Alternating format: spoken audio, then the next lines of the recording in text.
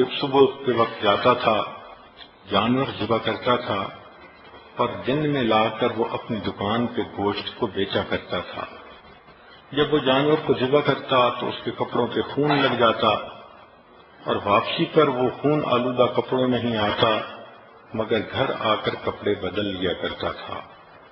ایک رات وہ جب واپس آ رہا تھا جانوروں کو ذبح کر کے تو رات کا اندھیرا تھا، وہ ایک جگہ سے گزر رہا تھا کہ ایک بندہ شور مچاتا ہوا آیا اور آ کے اس نے اس کو پکڑ لیا۔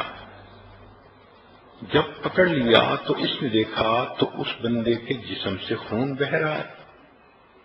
حیران ہوا، اتنے میں اس بندے کی جان نکل گئی۔ دیکھا تو اس کے جسم میں ایک چھری تھی جو کسی نے گھونپ دی تھی۔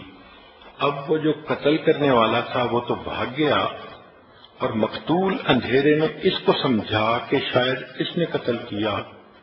جب اس کی وفات ہو گئی تو اتنے میں لوگ آ گئے۔ اب لوگوں نے مقتول کو بھی دیکھا، اس قصاب کو بھی دیکھا، اس کے جسم پہ خون کے آثار بھی دیکھے۔ انہوں نے پکڑ لیا کہ تم نے اسے قتل کیا ہے۔ چنانچہ قاضی کے پاس مقدمہ گیا، قاضی نے گواہ دیکھے، مقتول کو دیکھا تو اس نے اس کے اوپر قصاص کا حکم لگا دیا کہ جان کے بدلے جان، اس بندے کو پھانسی دی جائے گی، اس کا سر قلم کیا جائے گا۔ چنانچہ جب سر قلم کرنے کے لیے اس بندے کو مجمع کے سامنے لایا گیا تو اس وقت اس کی آنکھوں میں آنسو آ گئے۔ تو جو لانے والا پولیس افسر تھا اس نے پوچھا کہ تم کیوں رو رہے ہو، تمہیں اپنے جرم کے اوپر ندامت ہو رہی ہے؟ اس نے کہا کہ ندامت تو ہو رہی ہے لیکن میں اس بندے کا قاتل نہیں ہوں جس کی وجہ سے مجھے سزا دی جا رہی ہے، میں کسی اور کا قاتل ہوں۔ اس نے کہا تمہاری سٹوری کیا؟ اب اس لڑکے نے اپنی سٹوری سنائی۔ میری جوانی کی عمر تھی، میں اس زمانے میں کشتی چلاتا تھا اور ایک بڑا دریا تھا، لوگوں کو ایک کنارے سے دوسرے کنارے کی طرف لے جاتا تھا۔ ایک دن ایک عورت اور اس کی بیٹی میرے ساتھ کشتی پر سوار ہوئی۔ میں نے لڑکی کو دیکھا تو وہ بہت خوبصورت چاند کا ٹکڑا تھی، میرا دل اس پر فریفتہ ہو گیا۔ میں نے اس لڑکی سے اشاروں میں باتیں شروع کر دیں۔ لڑکی نے دیکھا کہ یہ نوجوان میرے اندر انٹرسٹ لے رہا ہے تو اس نے بھی مجھ سے اشاروں میں بات کی، حتیٰ کہ ہمارے درمیان ایک تعلق ایک دوسرے کے ساتھ ہو گیا۔ مگر لڑکی نے کہہ دیا کہ میں نکاح کے بغیر آپ کے قریب نہیں آؤں گی، آپ اگر مجھے اتنا چاہتے ہیں تو میرے والد سے بات کریں۔ لگتا تھا کہ وہ لڑکی بہت نیک، تقیہ نقیہ پاک دامنہ لڑکی تھی۔ کہنے لگا کہ 1 سال میں اس کی محبت میں تڑپتا رہا، بالآخر میں نے اس کے باپ سے نکاح کا پیغام بھیجا تو والد نے کہا کہ نہیں، میری بیٹی بہت خوبصورت اور بہت نیک ہے، تمہارے پاس نہ علم ہے نہ تمہارے پاس نیکی ہے، تمہارا کوئی جوڑ نہیں بنتا۔ اس نے میرے رشتے کو ریجیکٹ کر دیا۔ میں بہت مایوس ہوا اور خیر اپنی زندگی گزارتا رہا۔ 2 سال اسی طرح میرے گزر گئے۔ میں ایک دن پھر اپنی کشتی لے کے جا رہا تھا کہ ایک عورت آئی اور اس کے پاس 1 سال کا بیٹا بھی تھا اور وہ کشتی میں بیٹھ گئی۔ جب میں نے کشتی چلانی شروع کی اور میں نے غور سے دیکھا تو میں نے دیکھا کہ یہ وہی لڑکی تھی جس کو میں نے اپنی محبوبہ بنایا تھا اور 1 سال جس کی محبت میں پاگل ہوا تھا۔ میں نے اس سے بات چیت شروع کر دی۔ وہ کہنے لگی کہ دیکھو میرا نکاح ہو چکا، میرا خامن ہے اور یہ میرا بیٹا ہے، میں اب آپ سے بات بھی نہیں کر سکتی۔ میں نے کہا کہ تم پہلے مجھ سے بات کرتی تھی۔ اس نے کہا اس وقت میں کنواری تھی، رشتے کے لیے آپ نے میری طرف توجہ کی تو میں نے آپ کو گائیڈ کیا کہ میرے والد سے رابطہ کریں۔ چنانچہ اب تو یہ معاملہ اوور ہو چکا۔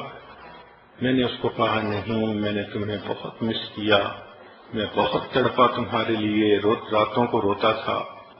اس نے کہا کہ مجھے اس وقت آپ سے کوئی بات نہیں کرنی، اس لیے کہ میں کسی کی امانت ہوں۔ میں نے اس کو بہت ہی فحش قسم کی باتیں سنا کر جذبات میں لانا چاہا، مگر وہ بالکل خاموش بت بن کے بیٹھی رہی۔ میرے دل میں گناہ کا خیال آیا۔ میں نے اس سے کہا کہ اچھا، یہ بچہ تو چھوٹا ہی ہے نا، تم اسی کشتی کے اندر اس وقت میرے قریب آؤ اور مجھے اپنی خواہش پوری کرنے دو۔ اس نے کہا دیکھو اللہ سے ڈرو، میں کسی کی امانت ہوں، تم اس مہر کو مت توڑو۔ مگر میرے اوپر تو شہوت سوار تھی، میں درندہ بنا ہوا تھا۔ میں نے پہلے اس کو پیار محبت سے بہلانا پھسلانا چاہا، جب اس نے صاف انکار کر دیا تو اس وقت میں نے اس سے اس کا بیٹا چھین لیا۔ میں نے اسے دھمکایا کہ دیکھو میں تمہارے بچے کو پانی کے اندر ڈال دوں گا۔ وہ رونے لگی، آخر ماں تھی کہ میرے بیٹے کو ایسا نہ کرو۔ میں نے اس بچے کا سر پانی کے اندر الٹا کر کے ڈالا تو بچہ تڑپنے لگا، میں پھر اسے اٹھا لیتا اور میں چاہتا تھا کہ یہ میری بات مان جائے۔ وہ روتی تو رہی لیکن اس نے ہاں نہ کی، حتیٰ کہ بچے کو جب بار بار پانی میں ڈالا تو وہ بچہ فوت ہو گیا۔ میں نے اس بچے کو پانی کے اندر پھینک دیا۔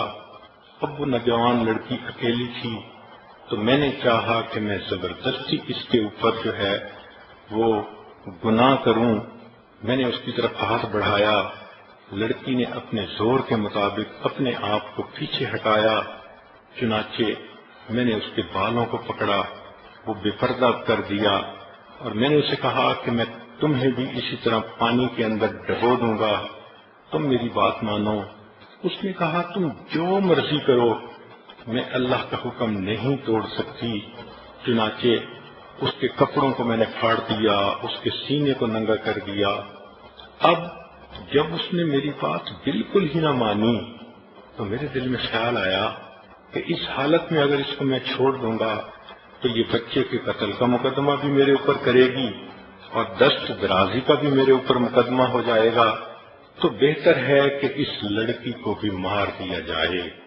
پھر میرے اوپر ایسی درندگی طاری ہوئی کہ میں نے اس لڑکی کو دھکا دیا، پانی کے اندر وہ گر گئی اور ڈوب گئی۔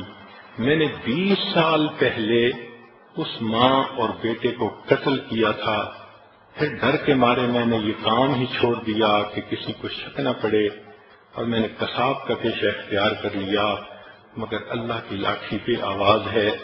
آج 20 سال گزرنے کے بعد ظاہر میں بے قصور ہوں کہ اس آدمی کو میں نے قتل نہیں کیا، مگر اس قتل کے بدلے اللہ نے مجھے آج پھانسی کے تختے پہ لا کھڑا کیا۔ سچ ہے کہ اللہ کی لاٹھی بے آواز ہوتی ہے۔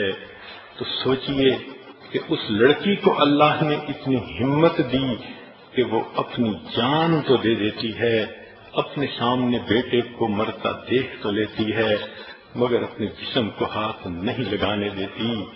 یہ وہ لڑکی ہوگی قیامت کے دن، اس کو اللہ تعالیٰ تاج پہنائیں گے، جنت میں اس کو عزتوں کی جگہ عطا فرمائیں گے۔